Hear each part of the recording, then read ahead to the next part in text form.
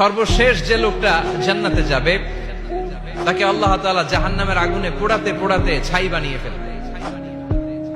আল্লাহ বলবেন, জিব্রাইল যাও একটু দেখো, একটা মাত্র সেজদা দিয়েছে আমাকে, এরকম কাউরে পাওয়া যায় কিনা। বাটি চালান দিয়ে দেখো পাওয়া যায় কিনা। খুঁজে খুঁজে কাউরে পাবে না। আল্লাহ বললেন আবার দেখো, খুঁজে খুঁজে একজনকে পাবে, সামান্য ইমানের ছিটে ফোঁটা তার অন্তরে ছিল। আল্লাহ বলবেন, যেহেতু ছিটে ফোঁটা আছে, অনেক মায়ের খাইছে, ওকে বের করে জাহান্নাম থেকে বের করে একটা নির্ধারিত দূরত্বে রেখে দাও। রেখে দেয়া হবে, কিন্তু জাহান্নামের আগুনের লেলিহান শিখাতে তার গা ঝলসে যাবে। সে আল্লাহরে ডেকে বলবে, মাবুদ তোমার কাছে আমি কিছু চাই না,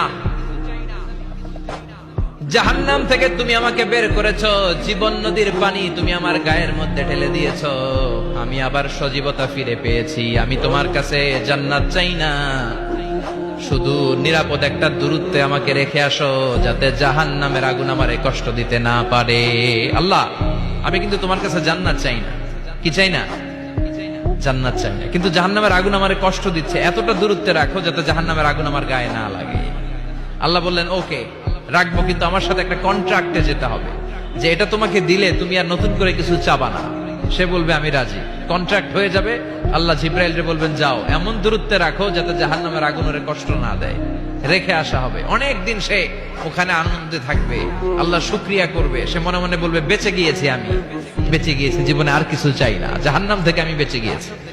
অনেকদিন থাকার পরে মনে মনে ভাববে, বাইসা তো গেছি, কিন্তু নতুন করে একটু ট্রাই করে দেখি, জাহান্নামের সৌন্দর্যের দৃশ্য একটু চোখ দিয়ে অবলোকন করা যায় কিনা। সে আল্লাহরে ডেকে বলবে, আল্লাহ এন্দি সোয়াল, আমার একটা ফরিয়াদ আছে। কি ফরিয়াদ? আল্লাহ আগেই বলে রাখি, আমি কিন্তু জান্নাতে যেতে চাই না। আল্লাহ বলবেন, কি চাও? সে বলবে, আল্লাহ তোমার জান্নাতটা তুমি কত সুন্দর করে বানিয়েছো, আমি একটা নজর শুধু দেখতে চাই। জান্নাতের দরজার সামনে নিয়ে যদি আমারে বসিয়ে রাখো, দ্যাটস ইনাফ, আর কিছু চাই না, শুধু জান্নাতের দরজার সামনে। আল্লাহ বললেন, তুই না ওয়াদা করেছিস, তুই না চুক্তি করেছিস। সে বলবে, আল্লাহ আমারে হতভাগা বানাইয়া তোমার কি লাভ? সুবহানাল্লাহ পড়েন। আমারে তুমি হতভাগা বানিও না। আল্লাহ বলে, ঠিক আছে, আবার সিগনেচার কর যে জান্নাতের দরজার সামনে বসিয়ে দিলে আর কিছু চাবি না। সে সিগনেচার করে বলে, আমি চাবো না। আল্লাহ বললেন, জিব্রাইল বেচারারে ধরে জান্নাতের গেটের সামনে বসায় দে। এবার জান্নাতের গেটের সামনে বসে বসে জান্নাতের সৌন্দর্য দেখা শুরু করবে। সুবহানাল্লাহ। এমন সৌন্দর্য যেটা চোখ দিয়ে কেউ দেখে নাই, কান দিয়ে শোনে নাই। ওই সৌন্দর্য চোখে দেখে, কান দিয়ে আওয়াজ শুনে মাগার ভোগ করতে পারে না।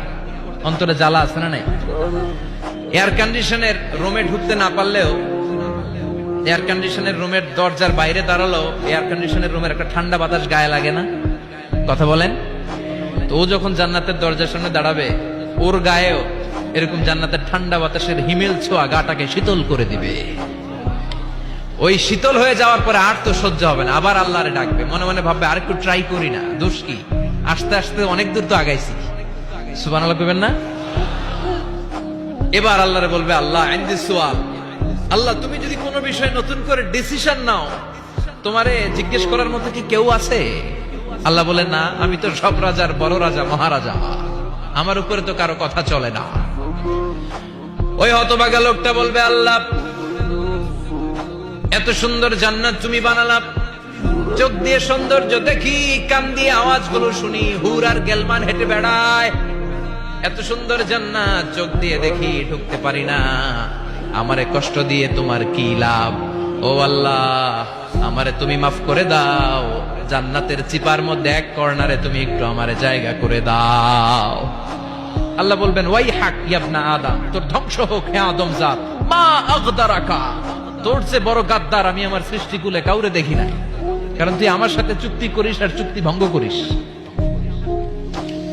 আল্লাহর রহমতের দরিয়ায় তখন জোশ খেলে যাবে, ওর আকুতি মিনতি চাহনি আল্লাহর রহমতের দরিয়ার মধ্যে জোশ লাগিয়ে দিবে।